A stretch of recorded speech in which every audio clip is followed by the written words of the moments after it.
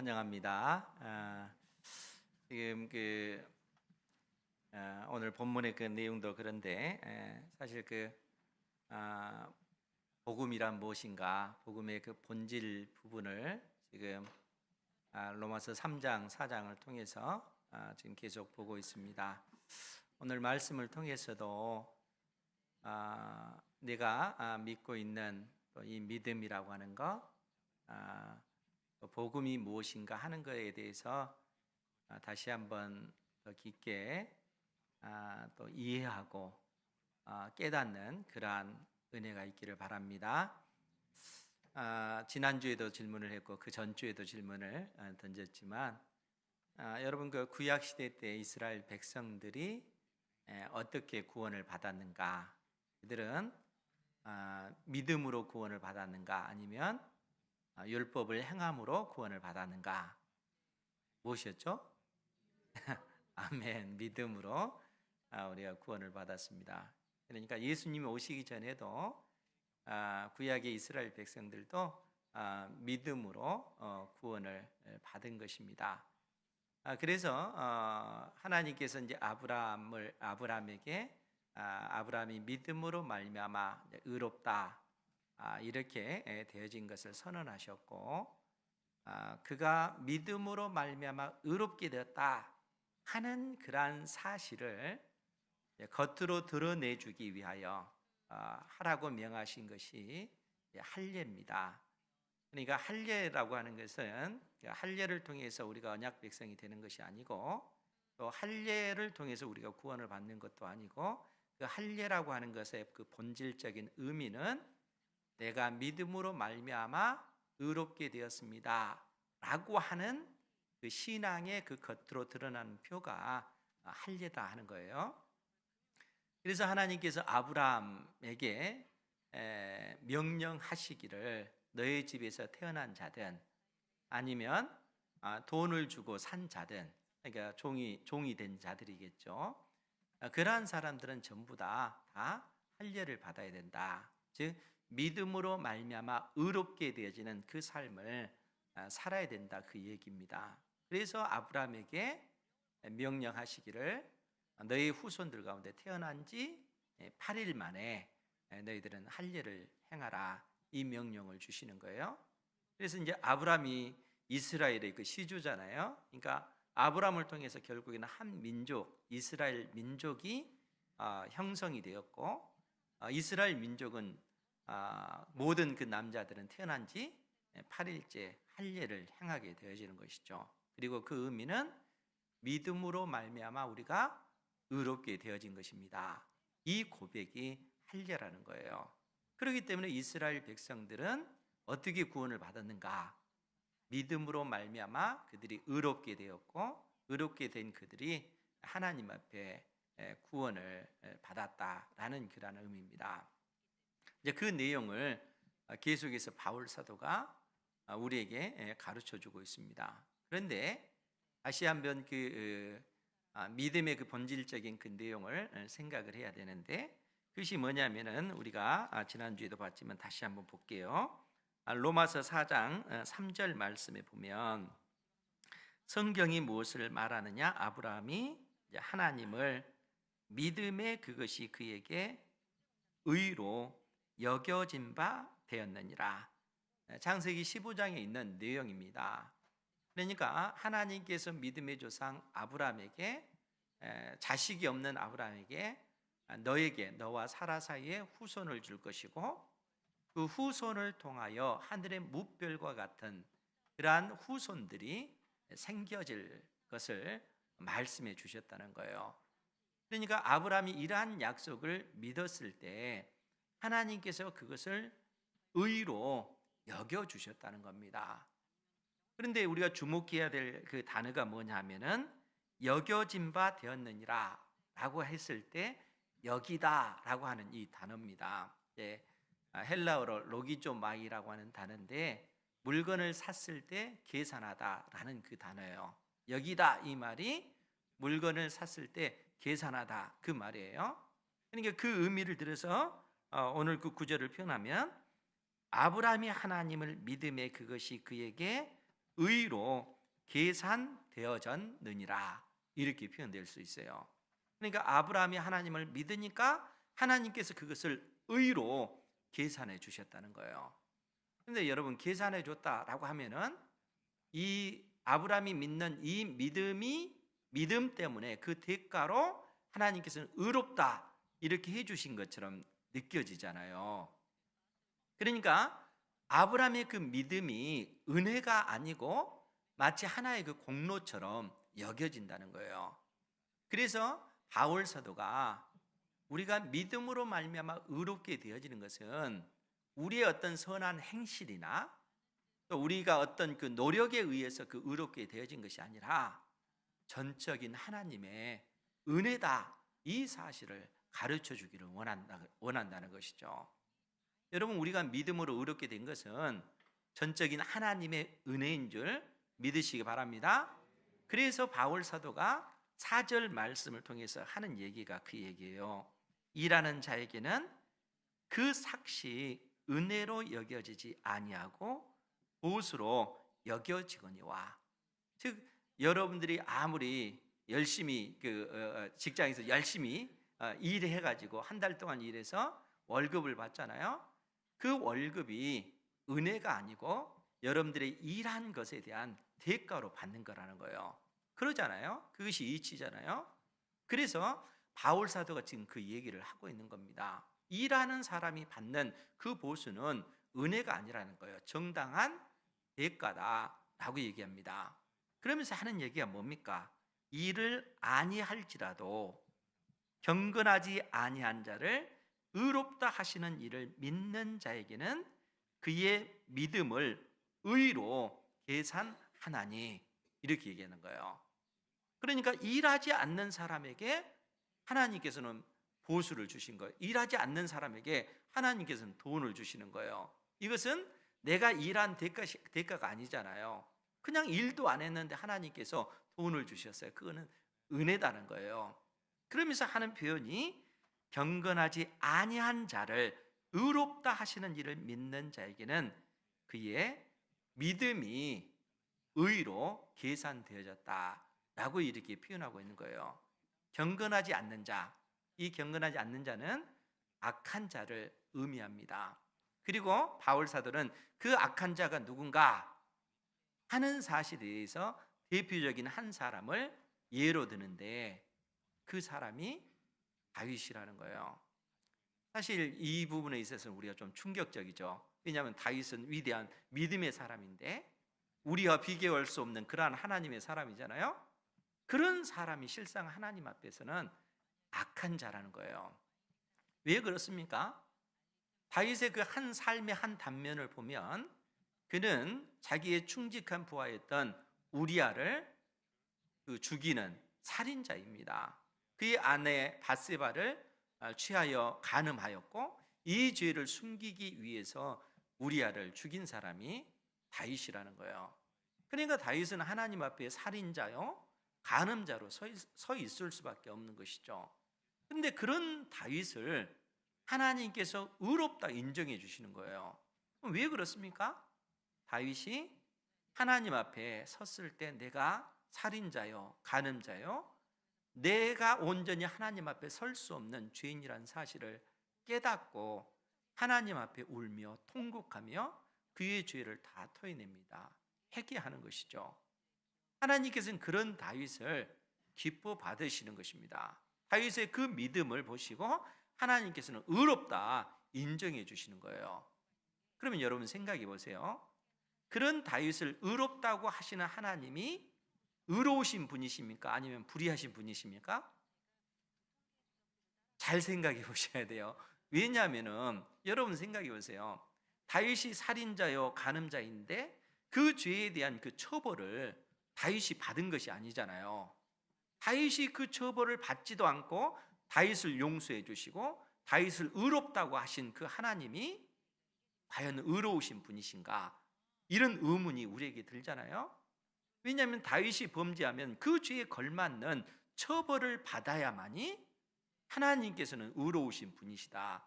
이렇게 우리가 말할 수 있잖아요. 죄를 범했음에도 불구하고 그 죄에 걸맞는 처벌을 하지 않는다면은 의로우신 하나님이다, 이렇게 우리가 얘기할 수 없기 때문에 그런 것입니다. 실상 우리의 그 모습도 역시 마찬가지 아닙니까? 우리가 하나님 앞에 온전히 설 수 없는 죄인임에도 불구하고 우리가 하나님 앞에 나가서 하나님 앞에 눈물로 회개하고 하나님께 소망을 두고 하나님을 의지했을 때 하나님께서는 여러분들을 죄 없다 이렇게 선언하시는 거예요. 그런 하나님이 공의로운 하나님이십니까? 의로운 하나님이십니까? 죄를 범하면 죄에 걸맞는 처벌을 하셔야만이 하나님께서는 의로우시다, 이렇게 얘기할 수가 있기 때문에 그런 거예요. 그래서 바울 사도가 로마서 3장 25절 말씀을 통해서 우리에게 하신 말씀이 그 내용입니다.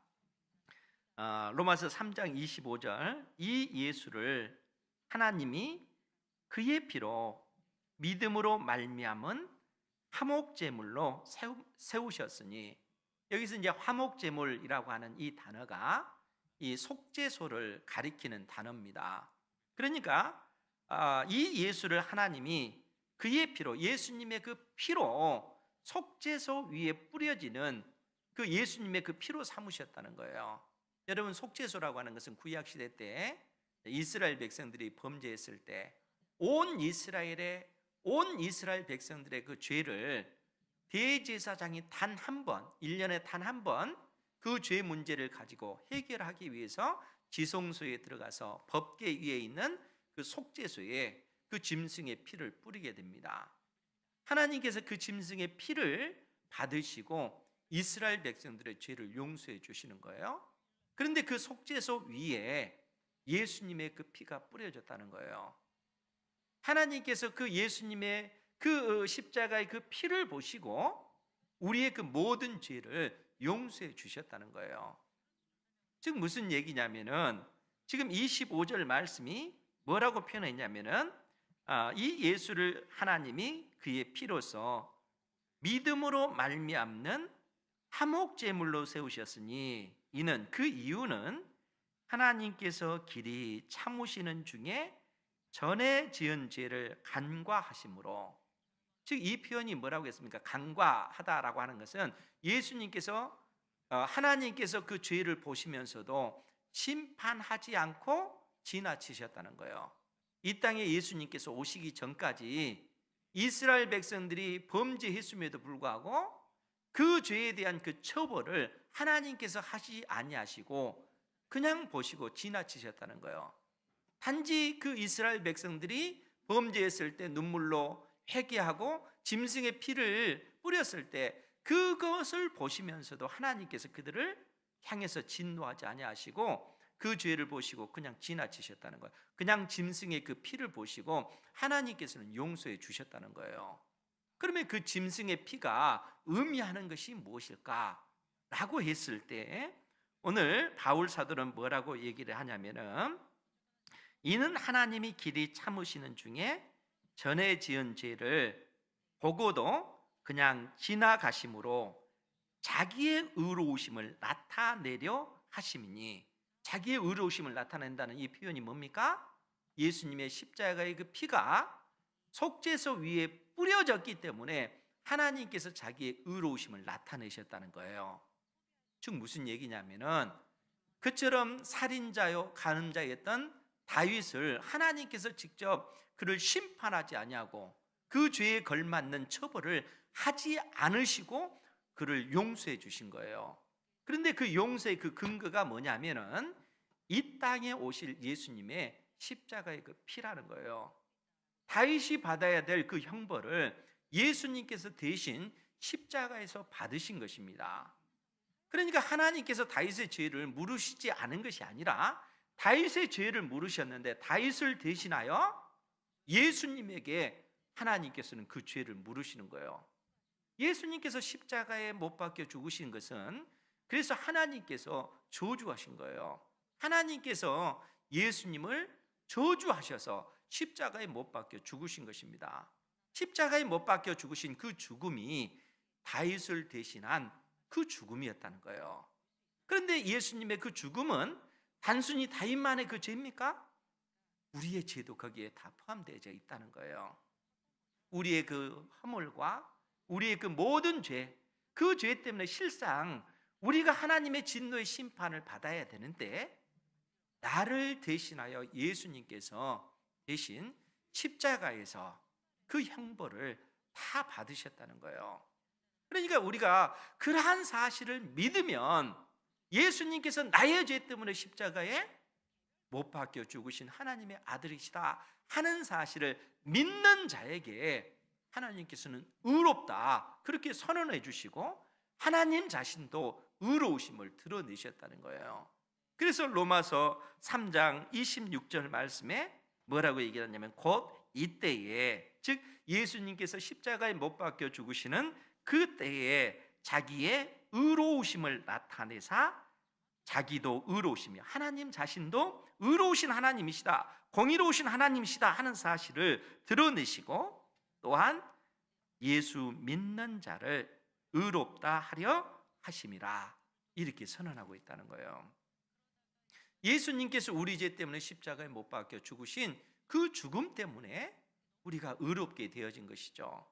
예수님께서 십자가에 못 박혀 죽으신 그 죽음을 통해서 하나님께서는 공의로우신 하나님이시다 하는 사실을, 자신이 의로우신 하나님이시다 하는 사실을 명확하게 드러내셨을 뿐만 아니라 예수 그리스도를 믿는 자를 의롭다 해주시겠다 하는 이 놀라운 그 복음을 우리에게 주신 것이다 하는 것이죠. 이 진리를 우리가 붙잡고 하나님 앞에 나가야 될 줄 믿습니다. 그런데 오늘 말씀을 통해서 바울 사도는 그러면은 우리가 믿음으로 말미암아 의롭게 되었다라고 했는데, 믿음으로 말미암아 의롭게 된 자가 얻게 될 그 복이 무엇인가 하는 사실에 대해서 말씀해 주고 있다는 거예요. 그러니까 여러분들이 믿음으로 말미암아 의롭게 된 거잖아요. 의롭게 된 여러분들이 얻게 될 그 복, 그 복이 어떤 복일 것 같아요?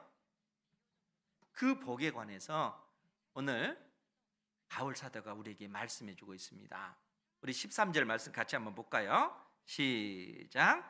아브라함이나 그 후손에게 세상의 상속자가 되리라고 하신 언약은 율법으로 말미암은 것이 아니요 오직 믿음의 의로 말미암은 것이니라. 아멘. 아브라함이나 그 후손에게 세상의 상속자가 되리라고 하신 언약은 오직 믿음의 의로 말미암은 것이다 라는 얘기예요. 그러니까 아브라함이나 그 후손에게 세상의 상속자가 되리라고 하신 그 약속은 우리가 율법으로 말미암은 것이 아니라는 거예요. 오직 믿음의 의, 믿음으로 말미암아 의롭다 선언되어지는 이것을 통해서만이 우리가 세상의 상속자가 되어진다는 거예요. 그러니까 믿음으로 말미암아 의롭게 된 믿음의 의라고 하는 것은, 우리가 의롭게 될 수 있는 유일한 그 길은 믿음을 통해서만 가능하다는 거예요. 그러니까 여러분들이 율법을 행하여 의롭게 될 수 있는 길도 없어요. 선한 행실을 통해서도 의롭게 될 수가 없습니다. 경건한 종교 생활을 통해서도 우리가 의롭게 될 수 없어요. 우리가 의롭게 될 수 있는 그 유일한 길은 믿음 외에는 없다는 거예요. 그것이 믿음의 의입니다. 그런데 놀라운 것은 뭐냐면은, 아브라함이나 그 후손에게 세상의 상속자가 되리라고 하신 언약은 믿음의 의를 통해서만 가능하다는 거예요. 그런데 여러분, 세상의 상속자가 되리라, 세상의 상속자, 이 표현이 어떤 의미입니까? 세상의 상속자, 즉 세상을 상속받을 상속자라는 거예요. 그러니까 믿음으로 말미암아 의롭게 된 사람만이 세상을 상속받을 수 있는 상속자라는 거예요. 여러분들은 세상을 상속받을 수 있는 상속자입니다. 그 자격을 우리가 가지고 있어요. 그런데 이제 의문이 들잖아요. 왜 세상의 상속자지? 세상이 아니라 하나님의 나라 천국의 상속자다, 이렇게 하면은 우리가 이해가 되는데, 세상의 상속자, 하나님 나라의 상속자다, 믿음으로 말미암아 의롭게 된 사람은 천국을 상속받잖아요. 그런데 그렇게 얘기하지 않고 아브람과 그 후손에게 세상의 상속자가 되리라고 하신 언약을 관해서 말씀해 주고 있다는 거예요. 그러니까 이 언약의 내용은 창세기 17장에 있습니다. 우리 같이 한번 찾아볼게요. 창세기 17장 7절 8절 말씀입니다. 창세기 17장 7절 8절 말씀에 보면 먼저 7절 말씀을 볼게요. 내가 내 언약을 나와 너, 즉 아브람 및 내 대대 후손 사이에 세워서 영원한 언약을 삼고 너와 내 후손의 하나님이 되리라. 지금 하나님께서 아브라함과 그 후손과 함께 언약을 맺으신 것입니다.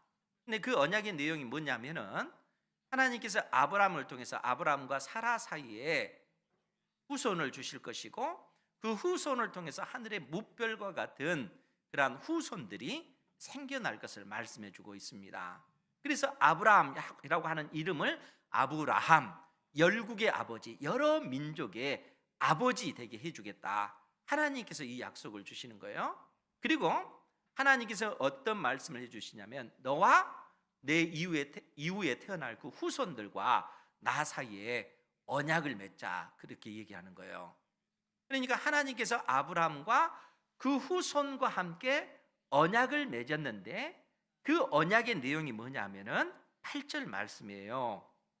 거기에 보면은 내가 너와 내 후손에게 내가 거류하는 이 땅 곧 가나안 온 땅을 주어 영원한 기업이 되게 하고 나는 그들의 하나님이 되리라, 이렇게 말씀해 주고 있습니다. 즉 하나님께서 아브라함과 그 후손에게 언약을 맺으셨는데 그 언약의 내용이 뭐냐면은 이 땅 가나안 땅을 너와 내 후손에게 주겠다라는 그런 언약이라는 거예요. 그런데 바울 사도는 오늘 로마서 4장 13절에서 뭐라고 표현했냐면은 아브라함이나 그 후손에게 세상의 상속자가 되리라고 하신 언약이다, 이렇게 표현하고 있어요. 즉 무슨 얘기냐면은 지금 하나님께서 아브라함과 그 후손에게 약속하신 그 언약의 내용은 가나안 땅의 상속자가 되리라 라는 얘기예요. 가나안 땅을 하나님께서 이스라엘 백성에게 주시겠다, 그 얘기죠. 그러니까 이 가나안 땅은 어떤 땅인가? 그러니까 이 가나안 땅과 지금 바울 사도는 세상과 같은 의미로 쓰고 있는 거예요. 그런데 이 가나안 땅은 어떤 땅이에요? 하나님께서 친히 다스리시고 통치하시는 그 땅이라는 거예요. 왜냐하면 하나님께서 이스라엘 민족들을 하늘의 별과 같이 무별과 같이 번성케 하실 것이고 그 백성들이 가나안 땅에서 살 뿐만 아니라 하나님께서 친히 그들의 하나님이 되셔서, 즉 그들의 왕이 되셔서 이스라엘 백성들을 친히 통치하시고 다스리는 그 땅이 될 거라는 거예요. 그래서 가나안 땅은 실상 하나님의 통치가 임하는 하나님의 그 땅, 하나님께서 통치하시는 그 나라, 하나님의 나라를 의미하고 있다는 거예요. 가나안 땅 자체가 그런 의미라는 거예요. 그런데 이 땅의 의미가 나중에 더 크게 확장이 되어져요.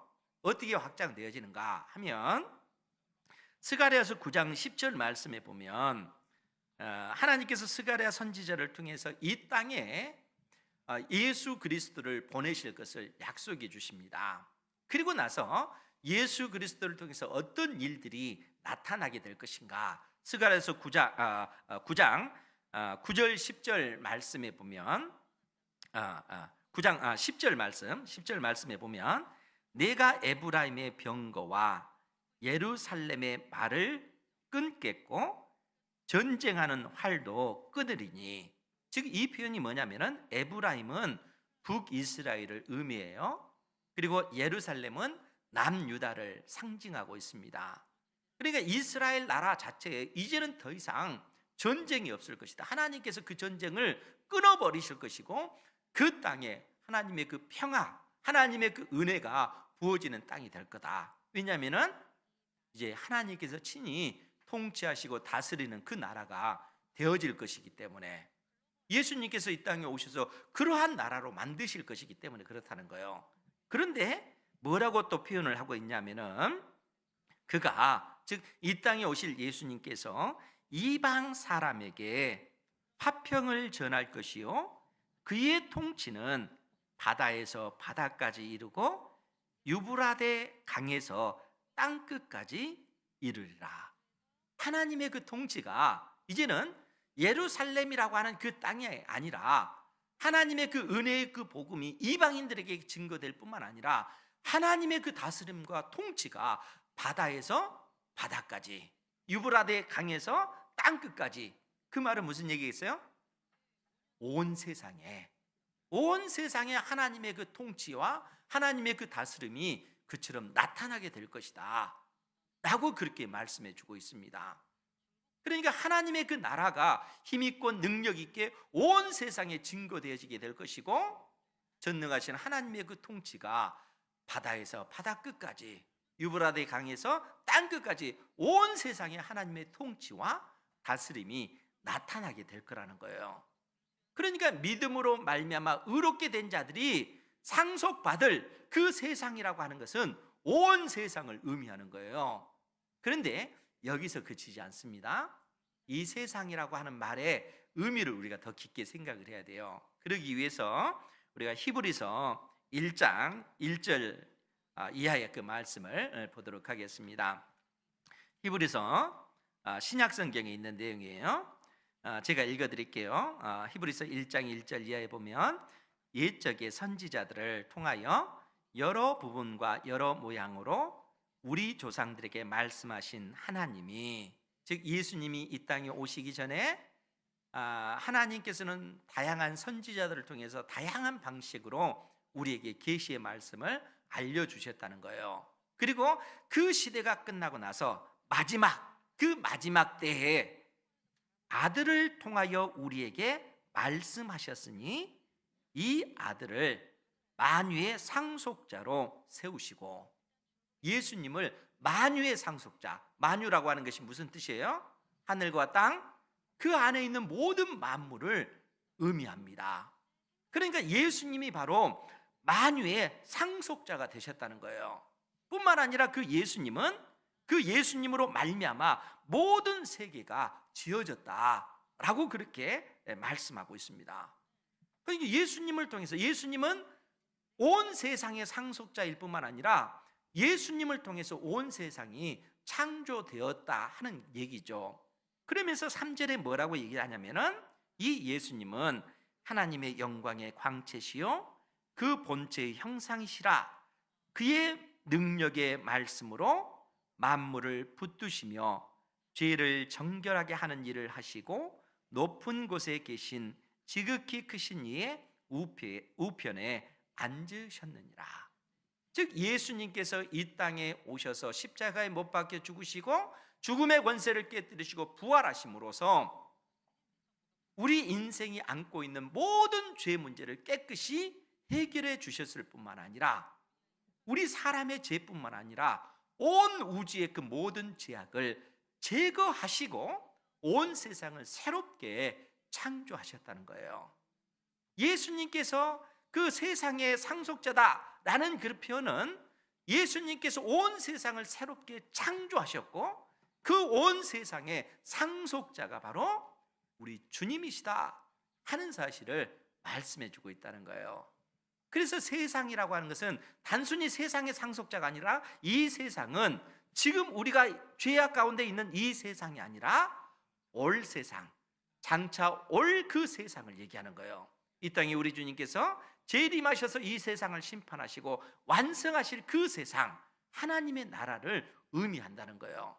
그래서 히브리서 2장 5절 말씀을 통해서 뭐라고 말씀하시냐면은, 히브리서 2장 5절 말씀이에요. 하나님이 우리가 말하는 바 장차 올 세상을, 이 장차 올 세상은 새 하늘과 새 땅, 즉 하나님의 나라, 영원한 하나님의 나라인 그 천국을 의미한다는 거예요. 우리가 상속받을 그 나라입니다. 이 장차 올 세상을 천사들에게 복종하게 하심이 아니니라. 무슨 얘기했어요? 천사들이 이 세상을 이 하나님의 나라, 새 하늘과 새 땅을 다스리는 존재가 천사가 아니라는 거예요. 이 장차 올 세상, 새 하늘과 새 땅을 통치하실 그 분은 우리 주 예수 그리스도시라는 거예요. 예수 그리스도께서 온 세상을 통치할 그 왕으로, 온 세상을 상속받을 상속자로서 우리 주님이 서게 될 것이라는 거예요. 그런데 여기서 그치지 않고요, 이 히브리서 2장 10절 11절 말씀에 보면 뭐라고 기록을 하고 있냐면은, 이 부분은 잘 보셔야 돼요. 그러므로 만물이 그를 위하고, 만물이 성부 하나님을 위하고, 그 표현이에요. 그러니까 성부 하나님을 통하여 온 세상이 창조되었고, 또한 성부 하나님으로 말미암아 온 세상이 보존되었으며, 심지어 성부 하나님을 통하여 많은 아들들을 이끌어 영광에 들어가게 하시는 일에 그들의 구원의 창시자를 고난을 통하여 온전하게 하심이 합당하도다. 즉, 이 표현은 어떤 표현이냐면은, 성부 하나님, 온 세상을 창조하시고 온 세상을 지금도 그 섭리하시고 운행하시는 그 하나님께서 많은 아들들을 그 영광스러운 하나님의 나라에 들어가도록 만들기 위하여 이 땅에 우리 주 예수 그리스도, 그들의 구원의 창조자이신 예수님을 십자가의 그 고난을 통하여, 십자가에 죽으시고 부활하신 그 사건을 통하여 하나님의 택한 백성들을 그 영광스러운 그 나라에 들어가도록 만드는 그러한 일을 이루시기 위하여 성자 예수님께서 이 땅에서 고난 받으시는 것은 합당하다, 이 표현이에요. 그러니까 이 온 세상의 상속자이신 그 주님께서 우리를 영원한 하나님 나라의 그 상속자로 삼으시기 위하여 이 땅에 오셔서 고난 받으시고 십자가에 못 박혀 죽으시고 죽음의 권세를 깨뜨리시고 부활하심으로써 예수님께서 온 세상의 상속자가 되어졌을 뿐만 아니라 예수 그리스도 안에 있는 우리 역시 온 세상의 상속자가 되도록 만드셨다는 거예요.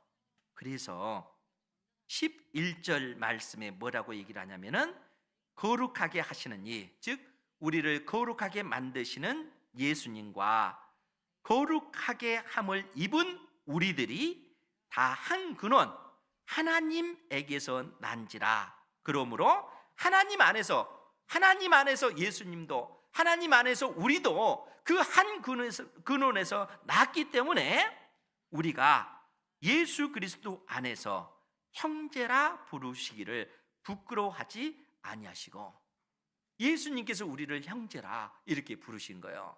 그래서 로마서 8장 29절에 보면 예수님께서 우리의 맏아들, 하나님의 맏아들 되시고 우리는 예수님 안에서 그의 동생이 되어지는 거예요. 예수님 안에서 우리가 한 형제가 되었다라는 얘기는 뭐겠어요?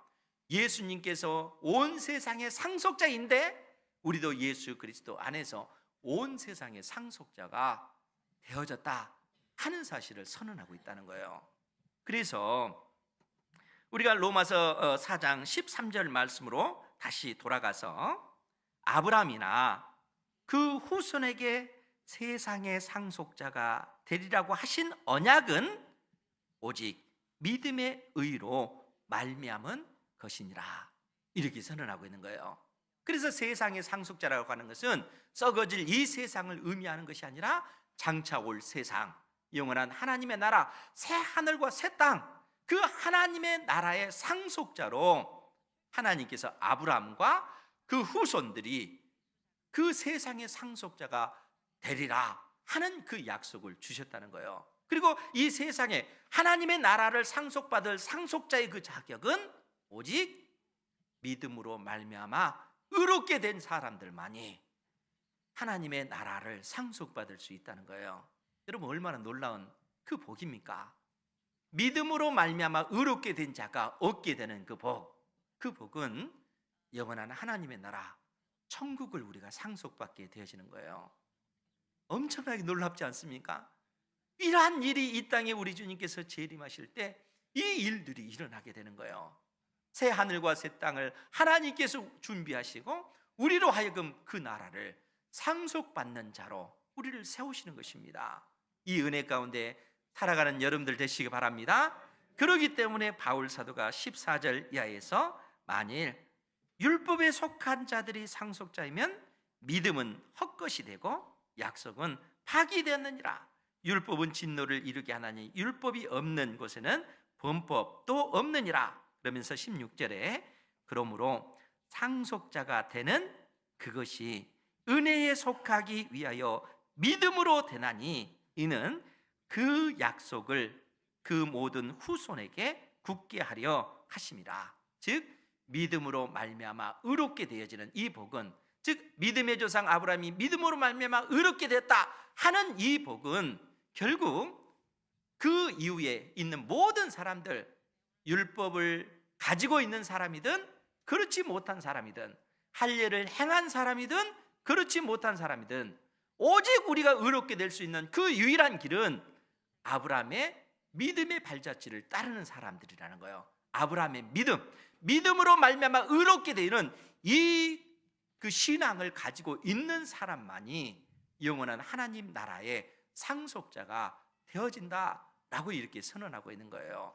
그래서 16절 그 중반절 그 말씀을 보면 율법에 속한 자에게 뿐만 아니라 아브라함의 믿음에 속한 자에게도 그러하니 아브라함은 우리 모든 사람의 조상이라. 그래서 아브라함은 믿음의 조상이 되어진 거예요.